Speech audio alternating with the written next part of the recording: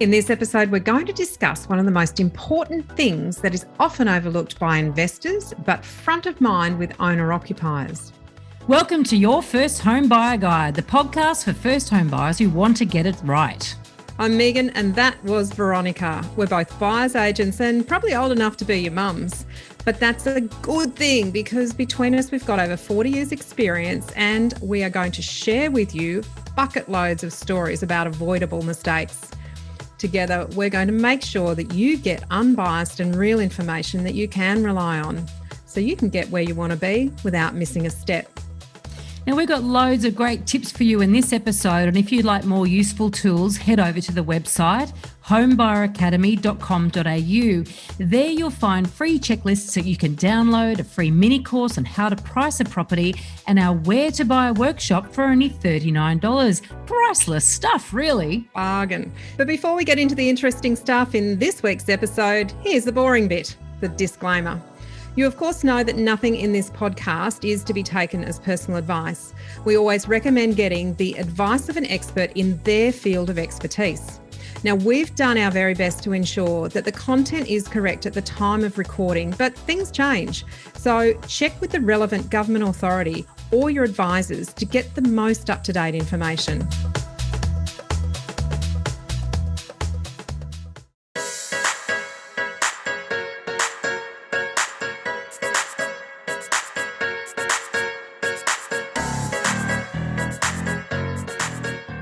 Many property buyers look to data to help them make decisions, and this can be really useful. But what data is important and what is just noise? Today, we're going to talk about what data doesn't tell us. And if we don't learn this stuff, we're doomed to make big mistakes. Before we get to that, what on earth is the house behind you today, Megan? I am shouldering the entire property market. I just realised as I looked up. You're wearing the weight of the whole market on your shoulders.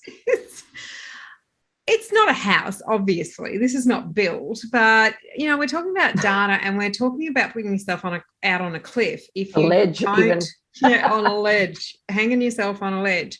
If you don't take all the factors into account, and I love this one because this is something that you and I are both really passionate about, and it's that you just cannot buy property off a spreadsheet or off the internet. There are so many more aspects that we need to go into. So let's get stuck into it. Yeah.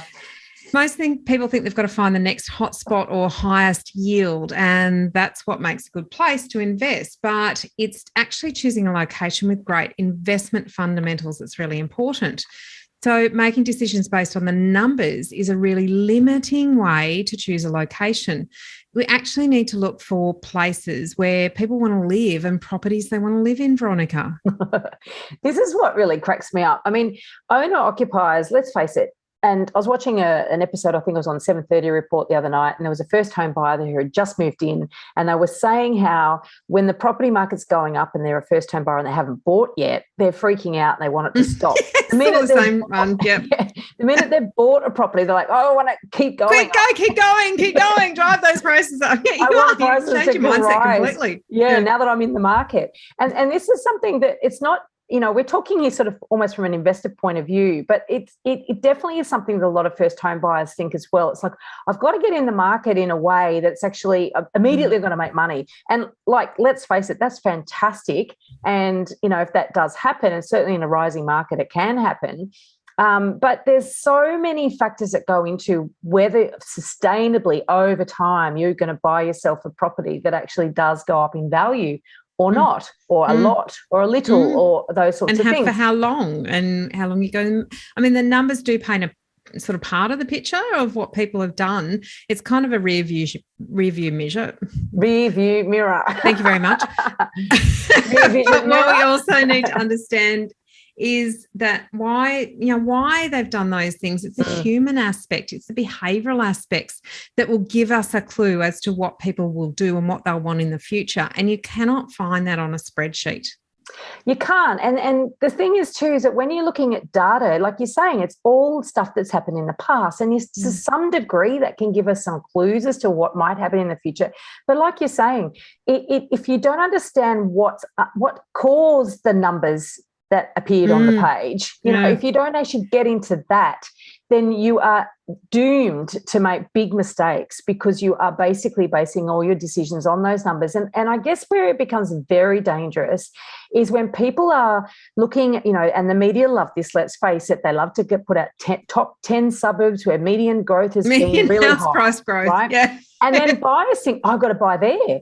And it's like, well, for starters, it's past tense, so you've already missed the boat if it really was, that great a place to buy. But also the median itself is a real problem as an indicator. And let me just explain why I say that. The median price is basically the midpoint of a. If you basically looked at a suburb and said, right, you're gonna layer, rank them from most expensive right down to cheapest of every single sale in the last, say, 12 months, and you pick the middle one, which means that 50% of the properties that sold above that are above the median, and 50% that sold below it are below the medians. It's literally. This is not a regular bell curve, right? And this is the thing that we've been talking about. We want people to understand. If you're a statistician or a numbers bloke or woman, the median is not the top of the bell curve. It's not that number. It could be skewed in either direction. Yeah. And because let's face it, I remember doing statistics at university, and I almost failed them. So do I. Yeah, I almost failed. 10-letter swear word. It was. I'm trying to wrap my brain around it. And it's quite amazing as I get older. I see statistics in use, you know what I mean? When I look at property, and I get it now, but at uni it was all theoretical and I just could not wrap my brain around it. But most of us don't understand, a lot of people don't even understand what a median price is. So by understanding what goes into the makeup, what's in that list of properties that's stacked from most expensive to cheapest. And since some suburbs, you've got this wide diversity of property type. You've got like Balmain. I'll give the example of, where my office is. You've got in houses, you've got tiny little workers' cottage at one end. In the middle, you've got sort of some unrenovated and renovated. And then right at the other end, you've got harbourfront properties on 800 square metres. So the tiny little workers' cottage could be on 80 square metres, and the harbourfront could be a mansion on 800 square metres.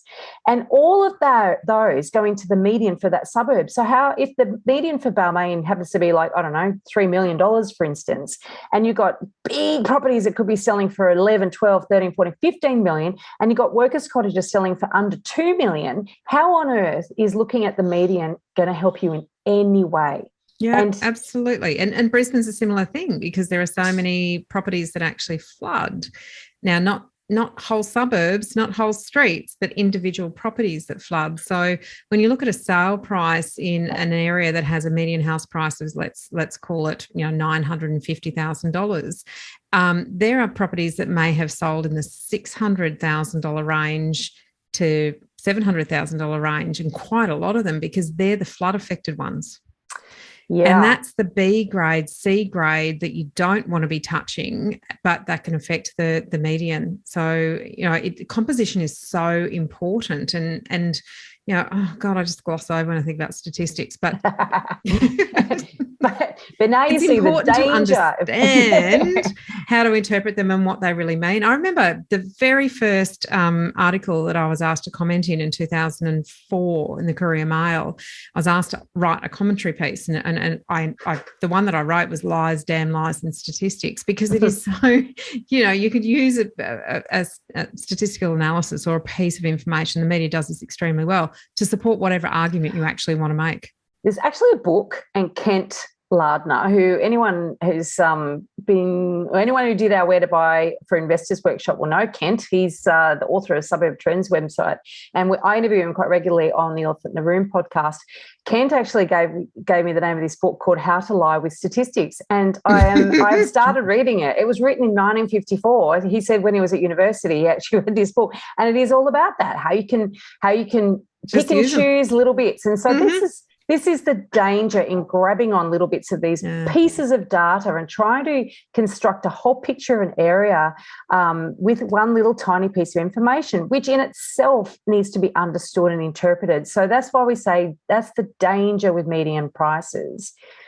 And also, one of the things that Kent actually introduced to me years ago and the Price Finder website, which is one of those databases that professionals use in the property industry, was this price segmentation tool. And that is it is a bar chart, and it shows in different price brackets the amount of property or the proportion of properties in any given suburb that are sold in each different price bracket. So you can see that it's like 2 price brackets and that's it. Nothing sells outside of them. Well, we did that exercise last night, didn't we? Well, this is actually going to air a lot further down the track than last night, but when we ran the Where to Buy Investor workshop, we looked at a few different suburbs, just random suburbs, and one of the suburbs only had 2 price bars in it. Now, if you've ever looked at a distribution of prices in a suburb, you'll understand that is incredibly tight.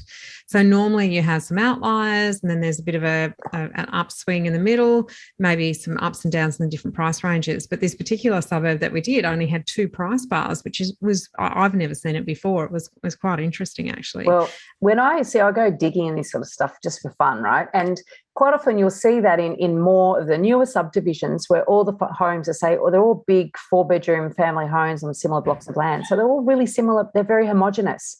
Whereas, coming back to Balmain as an example, you've got the tiny homes right up to the massive homes. So they're not homogenous. So it's much easier to price property in areas where the properties are all the same. Yes. Good point. Yeah. Actually, there's a piece of gold for everybody. If there's looking at that price distribution, it's easier to price it, and you're not going to get it too far wrong. But big chance that you'll get it quite wrong if you don't really have it not on your game and understand the differences in markets that are really diverse. There's also the problem that if there's not a lot of diversity in the market, then there's not a lot of churn. So there's no entry-level property. Everyone sort of pays the same amount of money. Everyone's got about the same amount of debt, and there's no expensive properties. There's no aspirational activity in the market because there's nowhere to upgrade to within the same suburb, So it doesn't have those sort of drivers that actually keep the market bubbling along as well. So they're much more and also potentially they're next to new subdivisions, and supply is really the enemy of growth as well. So then we have to sort of think of all of these things, but that's just something lots of insights you can actually get from a really interesting piece of data, which is that price segmentation.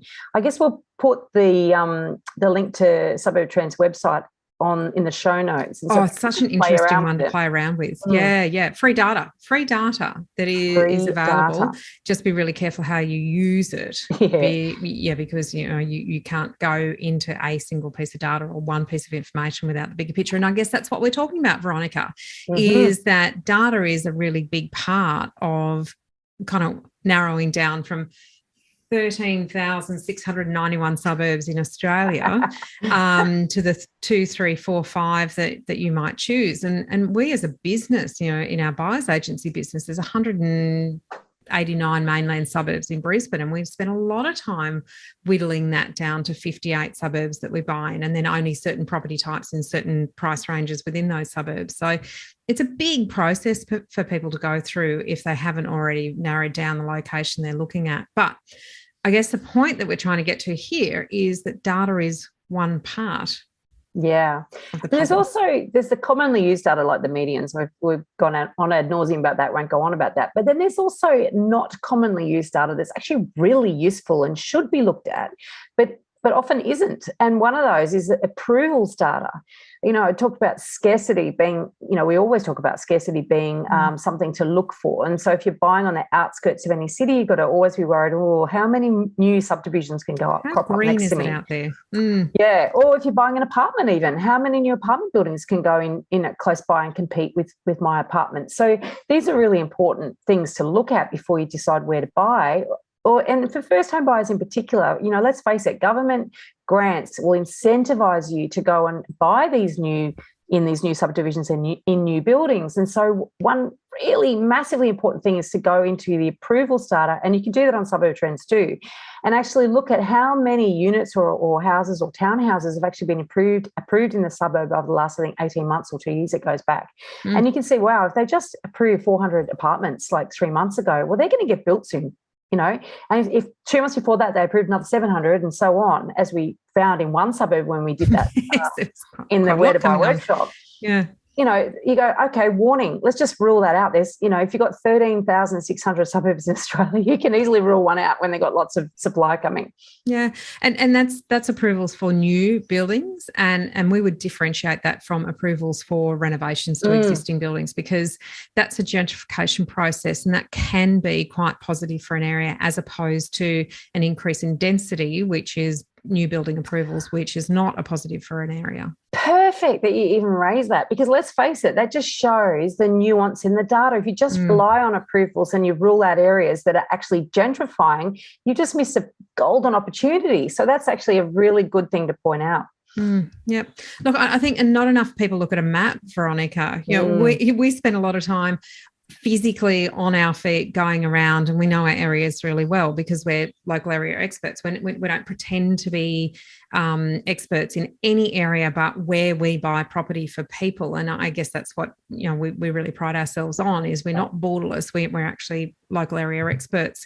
But when you're looking for an area and you're looking outside your backyard and you're looking for all the information that can give you guidance on what might work and what might not work, the mapping can be a good part of the process. And we did quite a bit of this work in the Where to Buy workshop, and it was around looking for some of those, you know, things that might give you a hint that something's changing, whether it might be looking at an area and you see a lot of industrial warehouse type roof lines. There's potential in some areas, particularly those close to the city, for those to be rezoned and potentially turn into high-rise unit complexes. And there are areas in Brisbane such as Woolloongabba, West End, where that has actually taken place, and those areas are quite oversupplied at the moment. So had you done an aerial over those kinds of areas and looked at those warehouse type buildings maybe about 10 years ago, you might think that a house away from that would be good, but a unit in those areas might be a bit of a risk. You know, one of the things that you're particularly fond of looking at is green space. Not that there's a lot of green space around the areas that you buy in, but when we look at it from an investor point of view or from a first home buyer point of view, if there is a lot of green space, you need to work out whether that is, you know, reserve, you know, whether it's council reserve or it's national park or whatever the case may be, and therefore a mountain. You can't really build very easily on mountains. Well, you can. There's not a lot of new subdivisions on mountains. It's difficult. The build costs are high, and you know, whatever the case may be. But you know, but having a look at that and going, oh, okay, well, this is an outskirts suburb, and could that be redeveloped into something that might increase or decrease scarcity, increase supply? Because remember, we're talking about the supply-demand equation. I guess we should say we're talking about satellite images here. We're actually not talking about looking at the map. It's the satellite map. Oh, we're not going back to the Refidex. I was trying to explain to my daughter how I found my way around when I was her age. You know, I just have to plan it out and carry this big bloody atlas with me, you know, nuts, and write down the bus. You have to pull over the side of the road and go, oh God, I think I missed the turn off, you know. we do jest sometimes that we're old enough to be your mothers, and there you go. There's another reason that there's some evidence. And for those who don't know, it was about, you know, Sydney, I think, was about that thick. Brisbane was about that thick, and it was literally just pages and pages of streets. Depend whether you had the Gregory's or the UBD. The Gregory's was hardcover and thick, and the UBD was bigger and soft cover. Anyway, now another thing. Yeah, we do. We talk about sort of national park of mountains, shall we say, or very steep hills or cliffs. The other natural boundaries that you'll see on a map are obviously rivers and, you know, waterways, generally waterways at coastal. You know, you can see when there's a geographic constraint to supply, and that's a good thing. You know, so positive thing. Yeah. Things to avoid on maps and things to actually specifically look for. Yep. And the distance from the CBD. The old commute. I know that right now we're in November 2021, towards the end of November. There's still a lot of work from home. There are a lot of people who have relocated to regional locations and are doing some community, you know, some not even going into work at the moment. But this may change, and we need to be really cautious about this as a long-term strategy. And I guess it's something that you and I want to put out there as, don't hang your hat on people always working from home, because there is a groundswell of people who are going, I want to go back to the workplace and I want to be part of a community, and I do like the interaction that I get, and I don't want to be working from home all the time. So there will be an element, I think, of flexibility in the workplace going forward. I don't necessarily think that this is a long-term everybody working from home all the time kind of solution, and therefore the commute still will have relevance. Absolutely. And I think too, I think I mentioned it, and we're going to keep referring to last night because it's fresh in our minds, the where to buy for investors workshop. But, the pendulum has swung from one extreme, where everyone wants to be close to the city and there's huge value in that, to the other extreme where it's like, yeehaw, let's get out of here. I don't have to be tied to my office or whatever anymore, and I can live in a, seaside or treeside location, blah, blah, blah. But there will be a bit of a U-turn from some people where the practicalities, even if they have to commute twice a week for a couple of hours, is really going to wear thin. But I think the other thing, when you're looking at locations, when you look at maps, and there's lots of tools you can work out the actual public transport commute from wherever a place is to the CBD, where a majority of people work. But it's not just CBD for work. It's things like entertainment, restaurants. There's other reasons why people would commute into centres, right? Yeah. Remember those days, before? When we went out together without masks and saw each other's smiles. All that, yeah. So those things, and there are pockets, and I know in our local area, there are pockets which we sort of call no man's land pockets. It's like, there's a couple of buses that go there, that's it. But if you just buy 1 kilometre in any direction, you can actually be a lot closer to another form of transport or a better bus run, or, and locals know that stuff. And it's the sort of thing that does make properties in some areas, they make them a little bit more difficult to buy because the commute is harder from those pockets of the suburb or those suburbs. And I know that, when selling property in a flat, going back to my sales days, you do people go, oh, no, I won't look there because it's too hard to get to work.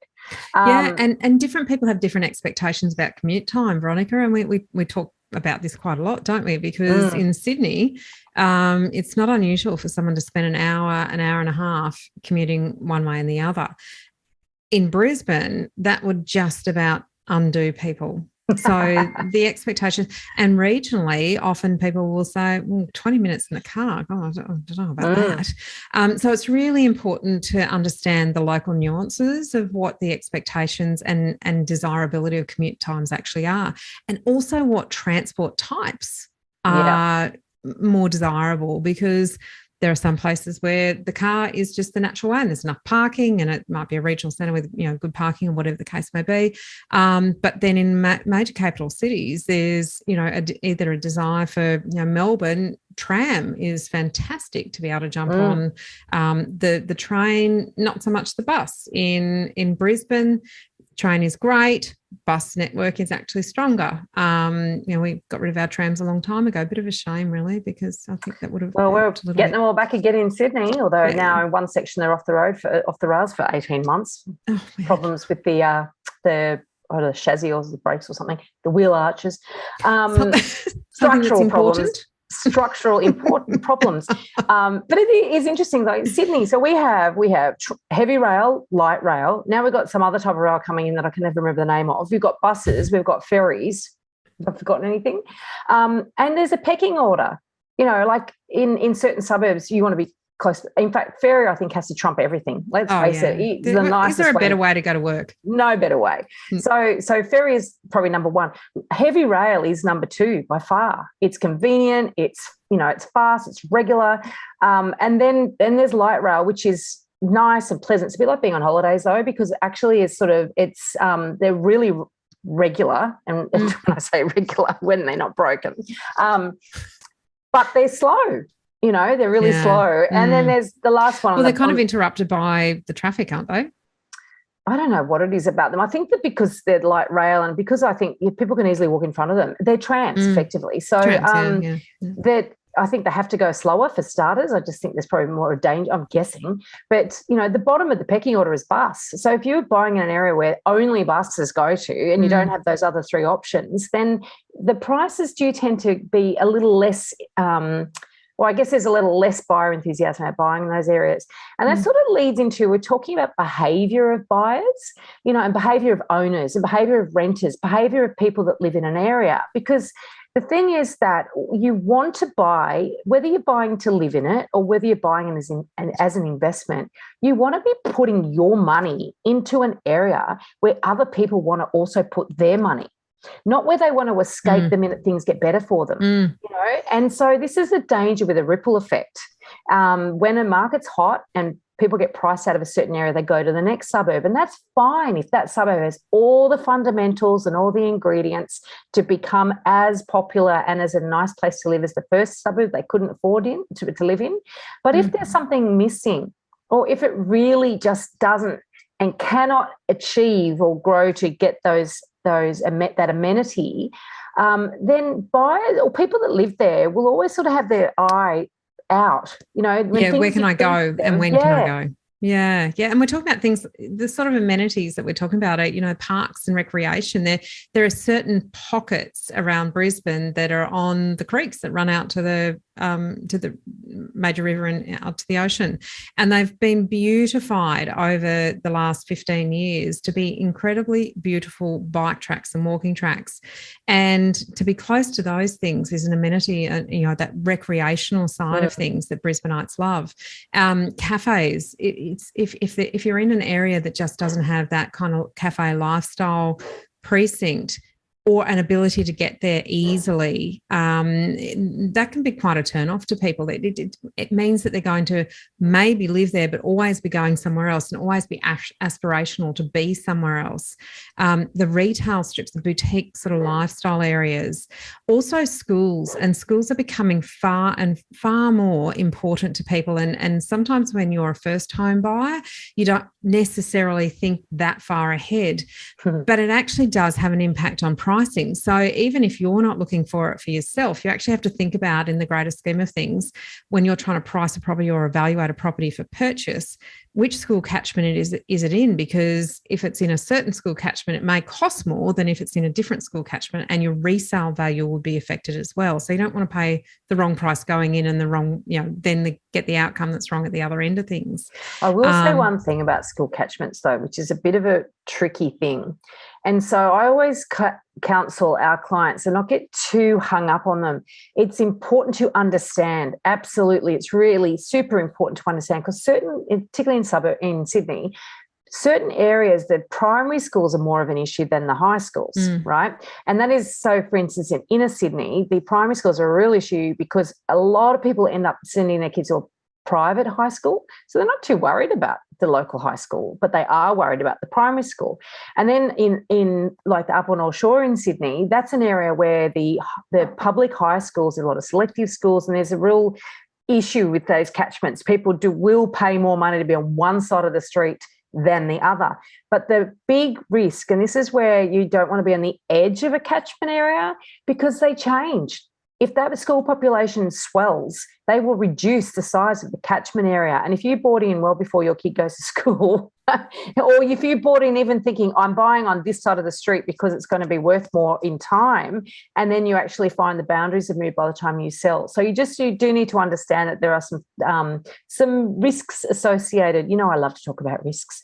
The risks associated with that. But you know, it's such a good point, because I actually have friends who that exact thing happened. They bought in school catchment for a very popular school, but when they went to sell, they were outside school catchment. Now, it didn't matter to them because their children were already in the school. But when they went to sell, and it was 4 years later, they got about the same money as what they paid. Because the catchment, even though the market had increased in the suburb, they'd paid a catchment price and they sold on an outer catchment price. So it's a really good point and a case in practice. Yeah. Health as well. Now, look, you know, as first home buyers, you're probably not so focused on health, but certainly it's something to be aware of. You want to have good facilities available to you should you need them. Hopefully you don't need them too badly. Too early. Too early. But, you know, if your parents go and live with you.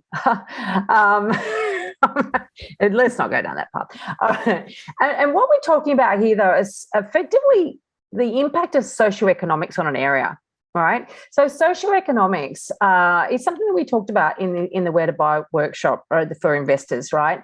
Because socioeconomics are basically the combination of like financial, sort of social education, class. income. I don't want to use the word class, but it's not. It's sort of, it's about educational standards, standard of employment, level of income, who owns their own home versus doesn't. It's a really interesting mix of those sorts of things. Who spends money in the local businesses, and is the local economy healthy? And this ultimately, kind of all comes into the amenity and overall desirability of the area. So I guess that socioeconomics is actually the broader study of people in an area. Yeah. And it is, go back to that desirability of people to A, move there, B, spend their money buying there, and C, stay there. And those sorts of factors are what's so important to shore up and give you sustainable, or it's all the ingredients for sustainable capital growth in an area. So you can feel comfortable if you either buy an investment or if it's your first home, that you've actually got yourself in a good area that's going to go up, right? And we were talking about long term, not just a little spike. Exactly. Yeah. We talk about the V's in growth. And if you have V's, it's not sustainable long-term growth. But if you have a bit more of a steady path of growth, it's because people want to be there and they keep pushing into the area consistently. That's exactly right. So when the market slows down, because it will, I mean, it's not going to be on the rise forever. When it slows down, you want to be in an area where other people will still want to be there. All the other sort of, the iffy suburbs, they'll give those a wide berth. And then within those areas, of course, it's the type of property that you buy. But that's the topic for a whole other podcast episode. But what I find so much to share. What I find interesting is the amount of people that say, oh, I'm not going to buy in a good suburb because that's already had their growth. And I'm like, what?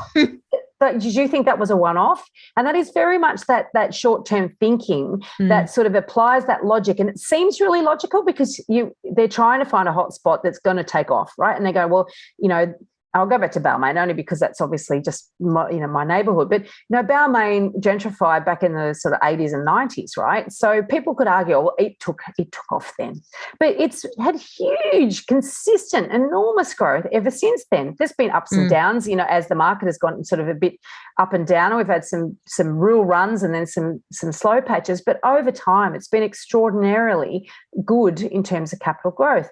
And so to assume that just because they had its gentrification push, a few decades ago, that's it, just hang up its boots, it's never going to do well, is sort of silly. Whereas what they're doing is betting on another area having just that one-off fast sprint. And we talk about this in the Well, actually what they're betting on is that has the sprint, but then it maintains the longevity. Yeah. And I think that's the thing that's the risk, is you can have the sprint, but if you have the sprint, you have to know when to time your exit. Well, yes, because if you're looking at somewhere that's just got a one-off and then it doesn't have those fundamentals to sustain it, absolutely you've got to time your exit. Because you've got to make sure you're not on the downhill run when the puff goes out of that market and everyone looks for the next big thing. Exactly. It's such a good point, because it's the compounding nature of the capital growth that actually makes property return so much to people over the long term. That is a whole nother topic, and let's not go there right now. But now I'm going to say, because obviously in these podcasts we do have a bit of a free-ranging conversations about these sorts of things, and we hope that we actually get your interest piqued, because we want you to know that these things are important. If you grasp these concepts and actually apply them, you will set yourself up way better financially than if you don't, if you just sort of go for luck, and so throw the dart at the dartboard and hope. It's terrible. It is much easier to make a mistake than it is to actually luck it and do it right. So what we are talking about here is, in fact, we've created this workshop that we ran last night. We actually created a tutorial for you. So you can actually download this for only $39, and it will step you through in a way more detailed way than what we're saying here, a way to look at choosing a location, a way to go through the important pieces of data that you need to look at, and the clues that you get to actually what the behaviour of buyers are, the behaviour of owners, the behaviour of tenants in these areas, and how to get that information, how to actually build up a picture of suburbs, whether you're going to live in it or whether you're going to invest in it, because this is so important for you so you don't blow your hard-earned deposit, your hard-saved deposit. So true.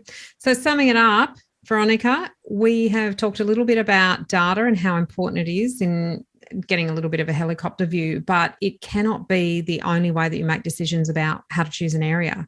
So where to buy for investors, for people buying their first home, it can't be based just on the factors of median house prices, or just on the factors of demographics, or just on the factors of any statistic that you can pull out.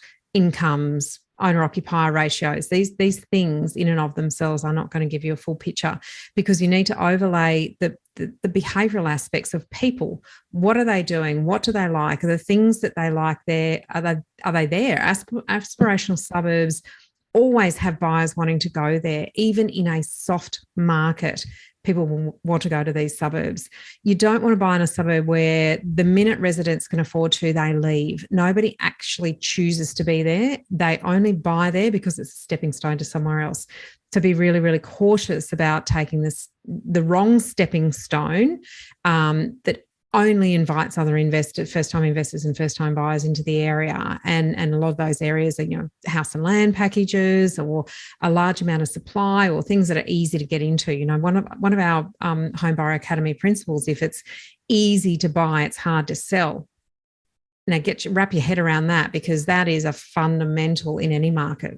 Yeah, it's so true. And just think, and on the flip side of that is, if things are competitive, it's really difficult to buy the property, not because the market's competitive, but because it's a really good property and people want it, then potentially it's got the elements in place that will make it desirable down the track when you go to sell it as well. Because ultimately it's the magic. That's the actual total, really uncomplicated secret of capital growth. Who your future buyer is and will they fight for it? Absolutely. Now, we'll put the link to that tutorial in the show notes, and we'll look forward to seeing you in the next episode. In this episode, we've covered a very small part of our 10-step online course for first-time buyers. If you would like to learn more about the process and how to buy without making a mistake, then head over to our website, www.homebuyeracademy.com.au. Don't forget to subscribe to the podcast so you won't miss an episode. And if you like what you've heard today, please give us an iTunes review. 5 stars would be wonderful. It will help others find us as well.